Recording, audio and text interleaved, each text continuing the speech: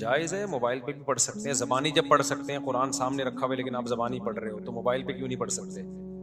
लेकिन सवाब है ज़्यादा, मुसहफ में पढ़ें, उसकी अलग बरकत होती है। जितना प्रोटोकॉल देंगे कुरान को उसकी उतनी बरकतें ज़्यादा होंगी। लेट के तिलावत भी जायज़ है ना, लेकिन बैठ के करेंगे तो ज़्यादा सवाब मिलेगा। बगैर वुजू के भी जायज़ है, वुजू करके करेंगे तो और ज़्यादा इज्जत दे रहे हैं। तो बगैर मुसहफ के ज़बानी भी पढ़ सकते हैं, लेकिन कुरान सामने रखेंगे तो और ज़्यादा उसकी अहमियत होगी और आपके दिल में भी उसकी इज्जत बैठेगी। देखो, दीन में ना अपने मिजाज को मत दाखिल किया करो। बाज़ दफ़ा इंसान ना के ऊपर कोई उसका अपना दिल चाह रहा होता है कि ऐसा होना चाहिए। ये देखो शरीयत में क्या है। अब जब मोबाइल में कुरान पढ़ना जायज़ है तो जायज़ है ना, इसमें क्या है। हाँ, बेहतर है पढ़ लो। तो बाज़ लोगों को ये होता है मोबाइल कुरान सामने रखा है, मोबाइल में पढ़ रहा है, तो क्या हो गया इसमें। बहुत सारी चीजें हम दिन में ना लोगों से वास्ता पड़ता है हमारा, तो वो बुरी चीज नहीं होती, लेकिन आपका एक खास मयार बन चुका होता है तो आपको बुरी लग रही होती है वो। मैं बताया था ना, एतकाफ में लोग बाज दफा पूरी पूरी रात पड़े सोते रहते हैं, तहज्जुद नहीं पढ़ते।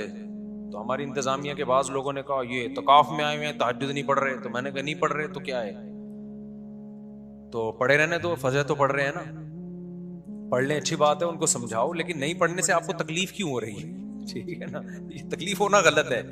इसका मतलब आप शरीयत से भी एक हाथ आगे जाने की कोशिश कर रहे हो, शरीयत से आगे मत निकलो भाई। एतदाल पे रहना चाहिए, एतदाल पे, इफरात और तफरीत का शिकार नहीं होना चाहिए।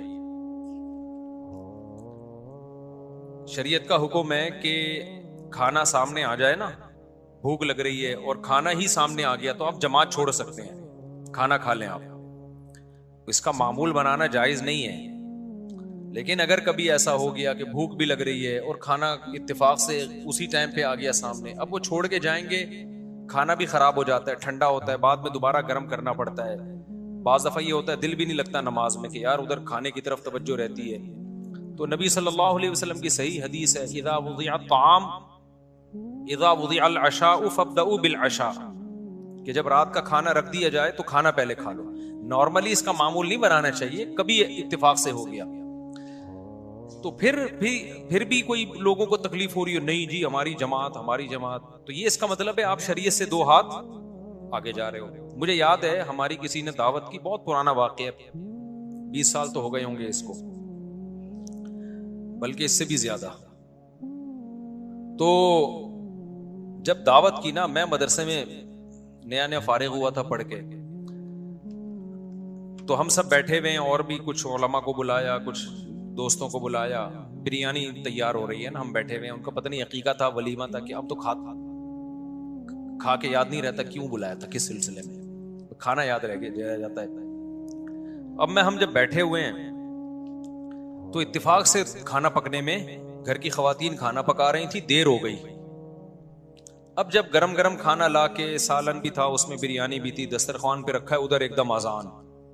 अब मुझे पता है कि यार ऐसे मौके पे आप खाना छोड़ के चले जाओ ना, घर की खवातीन को बहुत तकलीफ होती है, क्योंकि मस्जिद भी थोड़ा सा दूर थी, कम से कम 10 मिनट तो लगते पहुंचने में, फिर वहां फर्ज पढ़ते, फिर 2 सुन्नते मुअक्कदा पढ़ के वापस आते 10 मिनट और, तो कम से कम आधा घंटा तो गया। आधे घंटे के बाद खाने में ये जायका नहीं रहता, और जिनको भूख लग रही होती है वो भी इंतजार में बैठे में, उनको भी तकलीफ होती है, तो घर की खवातीन की भी मेहनत जाया होती है। अब वो बेचारियों से देर हो गई ना, उनका जान की नीयत तो नहीं थी। मैंने मसला भी सुना हुआ था, मुझे पता था कि शरीयत का हुक्म है कि जब ऐसे इत्तेफाक हो जाए तो फिर खाना खा लो आराम से, फिर जमात को मुअख्खर, जमात की बड़ी हैसियत है इस्लाम में, लेकिन जहां अल्लाह ने गुंजाइशें दी हैं तो वो तो फिर अल्लाह को से आगे ना निकलो ना। अब मैंने वहां कह दिया, मैंने कहा नहीं अब खाना खाएंगे आराम से। अच्छा, उसमें भी बाज लोग ये कर रहे होते हैं, जमात निकल रही है, जल्दी जल्दी खाओ, जल्दी जल्दी खाओ, ये गलत है, फिर ये भी गलत है। जब खा रहे हो तो फिर तसल्ली से खाओ, कजा ना होने दो, इतना तसल्ली नहीं कि कजा हो जाए, कजा करना तो किसी कीमत पे जायज नहीं है। लेकिन अब शुरू कर दिया तो घड़ी देखना, ये भी मेजबान के लिए ये अमल भी तकलीफ दे होता है। यार हम तो 1 महीने से दावत का कह रहे थे, अब जब गलती हो गई हमसे, देर हो गई हमसे, यार अब आप या तो खा लो या छोड़ के चले जाओ, ना इधर के ना उधर के। मैंने मसला बताया लोगों को, मैंने कहा भाई इस बारे में सही हदीस है, हमने उलमा से सुना है, मुफ्तियान किराम से सुना है, जब खाना आ गया है तो अब मेजबान का भी इकराम है हम कोई आदत तो नहीं है ना जमात छोड़ने की, सब माशाल्लाह जमात से नमाज पढ़ने वाले लोग थे। मैंने कहा अब खा लें आराम से। नहीं जी, नहीं जी, जमात नहीं हमारी। एक ने कहा मेरी तकबीर उला इतने अरसे से नहीं छूटी, दूसरे ने ये कहा, उन्होंने कहा, क्योंकि सारे नेक लोग थे ना, तो मसला तो नेक लोगों के साथ ही ज्यादा, यानी बाज दफा, हमेशा नहीं। मैं कह रहा हूँ यार खा लो, कह रहे नहीं नहीं नहीं नहीं, नहीं भाई हम कैसे छोड़ सकते हैं। तो मुझे लगा कि अपना मिजाज जो है ना, मिजाज और रिकॉर्ड बनाना कि हम जमात नहीं छोड़ते, ये रिकॉर्ड की ज्यादा वैल्यू है, शरीयत दूसरी तरफ है। तो ये गलत है। समझते हो कि नहीं समझते हो? ऐसे मौके पे भाई मेजबान का दिल रखना ज्यादा बेहतर है। लेकिन कभी कभार ही हो, ऐसे पोस्ती बन के रोजाना खाना ही उस टाइम पे पकवा रहे हो तो गलत है। अब्दुल्ला बिन उमर रजी अल्लाह तआला अन्हु बहुत नेक बुजुर्ग सहाबी थे। उनके बारे में होता है कि इधर इकामत हो रही होती थी और बाज़ दफा घर में खाना पकने में देर हो गई और खाना सामने ला के रखा, तो भूख भी सख्त लगी होती थी, तो इकामत हो रही होती थी और आप खाना खा रहे होते थे। लेकिन इसका मामूल ना बनाएं। और अगर ऐसी प्रॉब्लम नहीं है, बहुत ज्यादा भूख नहीं है और खाने का खराब होने का भी खतरा नहीं है, तो फिर नमाज ही पहले पढ़े आके। साहबा में तो खाते भी 2 टाइम थे ना, शदीद भूख लग रही होती थी। तो खुलासा यही है कि शरीयत से आगे निकलने की कोशिश ना करें। जहां अल्लाह मियां ने जो कह दिया उसको उसी तरह कर लिया।